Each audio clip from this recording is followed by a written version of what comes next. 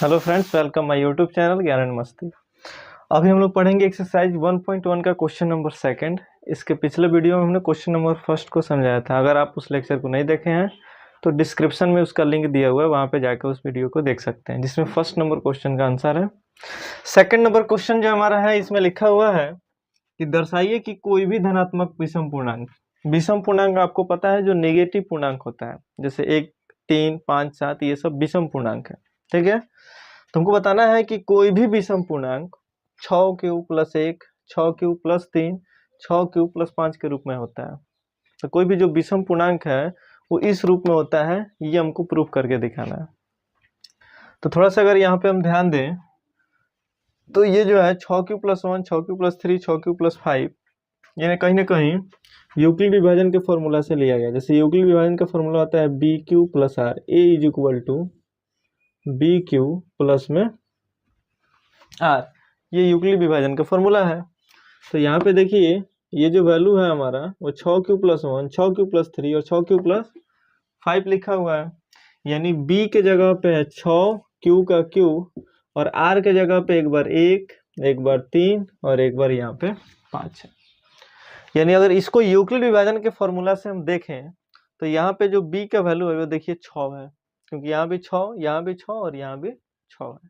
यानी यहाँ से हम लिख सकते हैं, सबसे पहले लिखते हैं कि माना वह धनात्मक विषम पूर्णांक, जैसे जो हमको यहाँ पे प्रूफ करना है उसको यहाँ पे ले लेंगे। तो हमको प्रूफ करना है कि कोई भी धनात्मक विषम पूर्णांक इसके रूप का होता है। तो यहाँ पे लिखेंगे माना वह धनात्मक विषम पूर्णांक A है।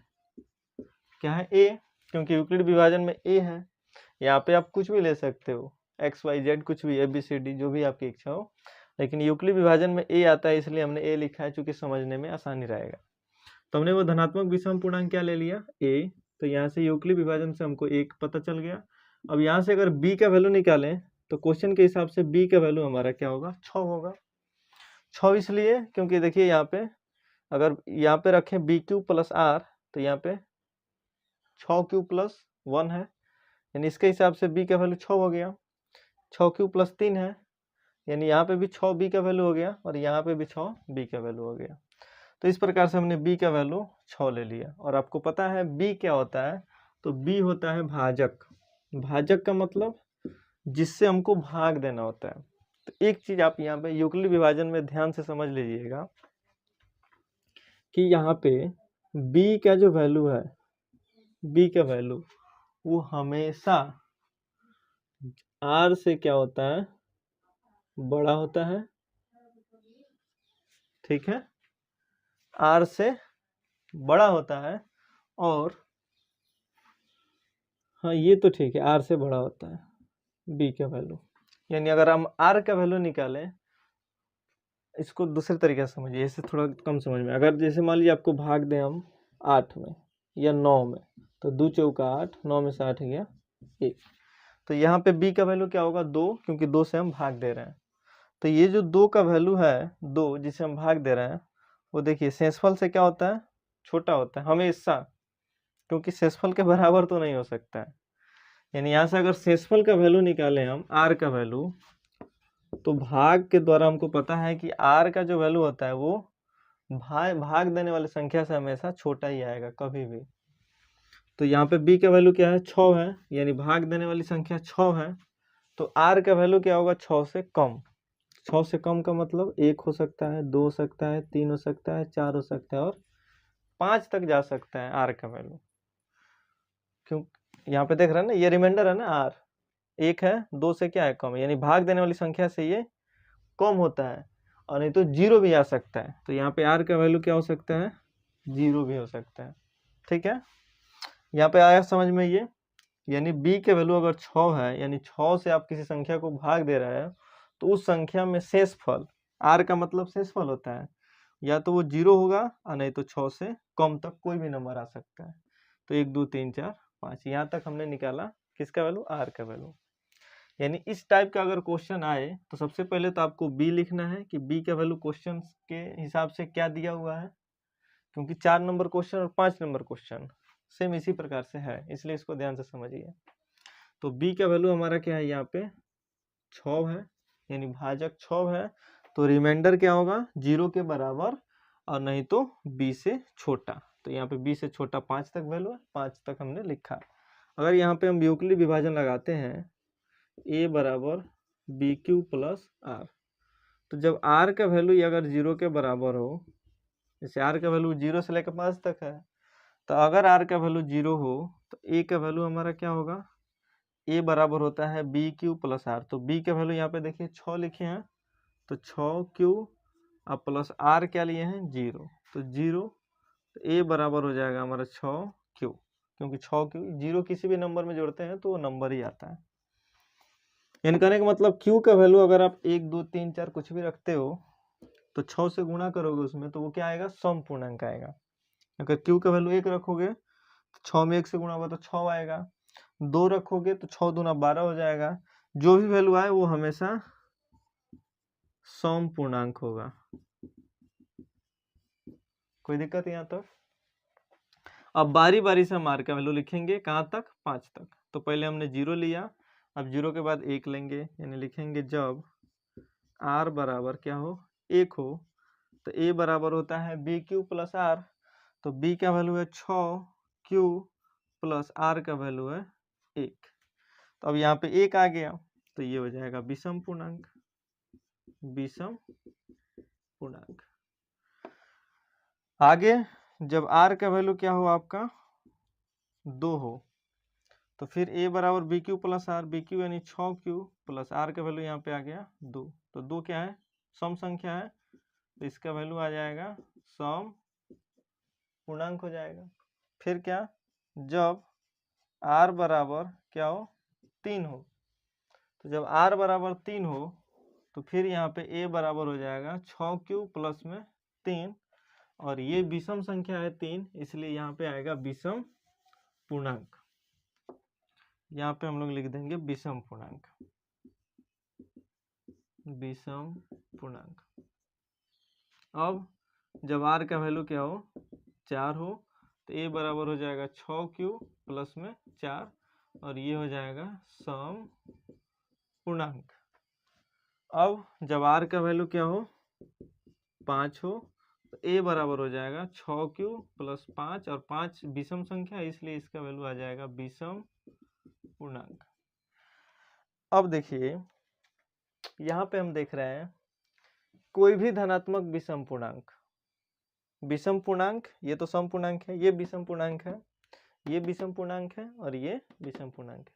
तो कोई भी जो जो विषम पूर्णांक आया है वो देखिए किस रूप में है, ये विषम पूर्णांक 6 क्यू प्लस 1 में है, ये भी 6 क्यू प्लस 3 में है, और ये 6 क्यू प्लस 5 में। यहाँ पे हम देखते हैं कि कोई भी धनात्मक विषम पूर्णांक जो है इसी रूप का होता है, 6 क्यू प्लस 1, यहाँ पे देखिए 6 क्यू प्लस 3 और 6 क्यू प्लस 5, इसलिए यहाँ पे लिखेंगे अतः कोई भी धनात्मक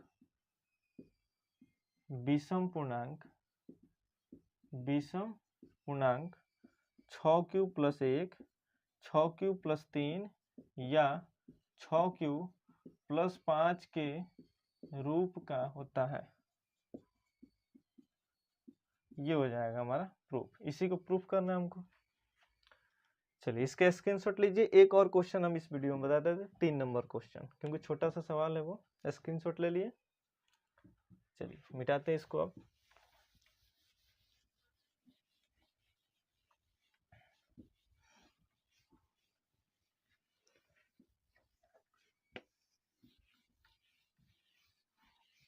छोटा सा सवाल है, ज्यादा उस पर डिस्कस नहीं करेंगे। ये जो सवाल है इसमें लिखा है किसी परेड में 6 से 16 सदस्यों वाली एक सेना की टुकड़ी को 32 सदस्यों वाली एक आर्मी के बैंड के पीछे मार्च करना है। यानी किसी परेड में 6 से 16 सदस्यों वाली एक सेना की टुकड़ी को, एक परेड हो रहा है और उस परेड में 6 से 16 सदस्यों का एक आर्मी का सेना है, सॉरी सेना, हाँ टुकड़ी है, 600 सदस्य वाली एक सेना की टुकड़ी है जिसको 32 सदस्यों वाली एक आर्मी चल रहा है। 32 सदस्य का आर्मी का बैंड नहीं होता, लाइन से खड़ा हो जाना रो में, उस प्रकार से 32 सदस्यों वाले एक आर्मी बैंड के पीछे इसको लगाना है, यानी ये होता है एक के पीछे एक व्यक्ति खड़ा हो जाना। तो 32 सदस्यों वाली एक आर्मी का बैच है। उस आर्मी के बैच के पीछे 616 सदस्यों का एक सेना का टुकड़ी है, जिसको हमको उन लोगों के पीछे खड़ा कराना है। तो आपको बताना है कि दोनों समूहों को समान संख्या वाले स्तंभ पे मार्च करना है, तो उन स्तंभों की संख्या कितनी होगी, यानी कितने कितने एक स्तंभ में कितने कितने लोगों को खड़ा कराया जाए कि ये सारे उस स्तंभ में अट जाए, अधिकतम संख्या कितनी होगी। तो आप थोड़ा सा ध्यान दीजिएगा, ये चैप्टर जो है HCF मतलब एक्सरसाइज HCF LCM पहले ही इसमें देता है निकालने के लिए, क्योंकि अगला एक्सरसाइज अभी पहुंचिएगा 1.2 में, तो HCF निकालने को मिलेगा, LCM निकालने को मिलेगा। तो HCF का मतलब होता है क्या, हाईएस्ट कॉमन फैक्टर, और LCM का मतलब होता है लोवेस्ट कॉमन फैक्टर। तो जब भी न्यूनतम का बात किया जाए क्वेश्चन में, ये थोड़ा सा ध्यान दे दीजिएगा, तो आप आराम से LCM निकालिए, ठीक है। और यदि हाईएस्ट का बात करें तो उसमें क्या निकालना है आपको, HCF निकालना है, यानी अधिकतम का बात करें तो इसमें तो हमसे कह रहा है अधिकतम क्या होगा संख्या, तो जब अधिकतम पूछा जाए तो हम क्या निकाल देंगे, HCF निकाल देंगे। किसका, तो 32 का और 616 का। तो चलिए 3 नंबर सवाल का यहाँ से हम आंसर बताते हैं। 32 और 616 में बड़ा वाला वैल्यू किसका है, 616 का, तो इसलिए ए ले लेंगे 616 और बी ले लेंगे हम 32, ठीक है।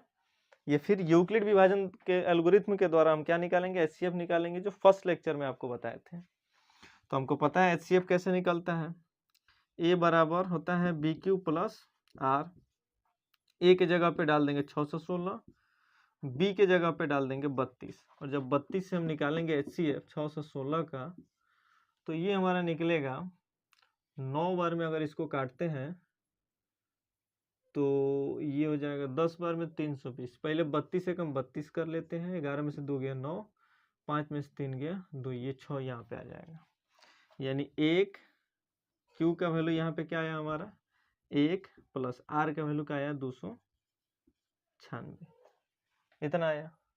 तो सॉरी 296 नहीं, इसको और आगे बढ़ाएंगे।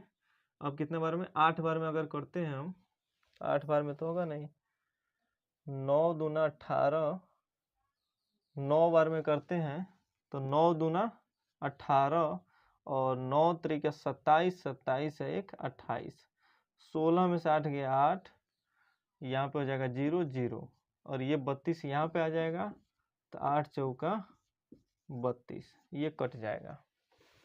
तो यहाँ तक हमारा पहला स्टेप हुआ, ये यानी 616 32 से जब भाग किए तो हमारा Q का वैल्यू आया 19 और R का वैल्यू आया 8, तो यहाँ पे लिख देंगे 8, यानी यहाँ पे R का वैल्यू 0 के बराबर नहीं हुआ, तो एक स्टेप और हम डिवाइड किए, तो यहाँ पे अब बन गया ये A का वैल्यू बन गया 32, B का वैल्यू हो गया 8 और Q का वैल्यू आ गया हमारा 4, और इस कंडीशन में शेषफल हो गया 0, तो हमारा R 0 के बराबर आ गया, यहाँ पे तो नहीं था, तो इसलिए यहाँ पे HCF कंप्लीट हुआ हमारा, और HCF निकल गया हमारा क्या 8, ये आंसर हो जाएगा 8।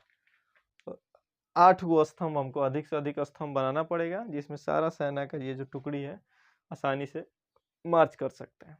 अगले लेक्चर में हम नेक्स्ट क्वेश्चन लेके आएंगे, क्वेश्चन नंबर 4।